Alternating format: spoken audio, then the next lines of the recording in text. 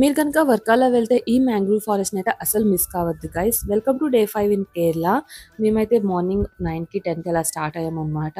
Munro island అని చెప్పేసి ఉంటుంది. వెళ్ళే వేలో ఈ క్యూట్ స్పాట్ ఒకటి కనిపించింది. ఇక్కడ కొన్ని పిక్చర్స్ అయితే క్లిక్ చేసుకుంటున్నాను. వెళ్ళేవి కూడా అంతే సీనిక్ గా ఉంది. ఒక 1 అవర్ లో అయితే మేము మా డెస్టినేషన్ రీచ్ అయిపోయాం. దీని నేమ్ వచ్చేసి మ్యాంగ్రూవ్ అడ్వెంచర్స్ అండి. వీళ్ళు స్టాఫ్ చాలా ఫ్రెండ్లీ ఉన్నారు. కయాకింగ్ అయితే పర్ పర్సన్ కి 400 తీసుకున్నారు అండ్ కంట్రీ బోట్ కి పర్ పర్సన్ కి 500 అలా తీసుకున్నాను అనమాట. నేనైతే కయాకింగ్ ఆప్ట్ చేసుకోలేదు, ఎందుకంటే kayaking is for 2 hours and ఎండ కూడా కొట్టేస్తుంది.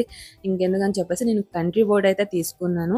ఫస్ట్ టైం నేను మ్యాంగ్రూవ్ ఫారెస్ట్ ని ఎక్స్పీరియన్స్ చేయడం గైస్, భలే అనిపించింది అనమాట. ఆ పొదల్లో నుంచి వెళ్ళడం and it was fun activity. Kayaking చేసిన వాళ్ళు ఇంకా బాగా ఎంజాయ్ చేశారు. బట్ 2 అవర్స్ అని నేను లైట్ తీసుకున్నాను.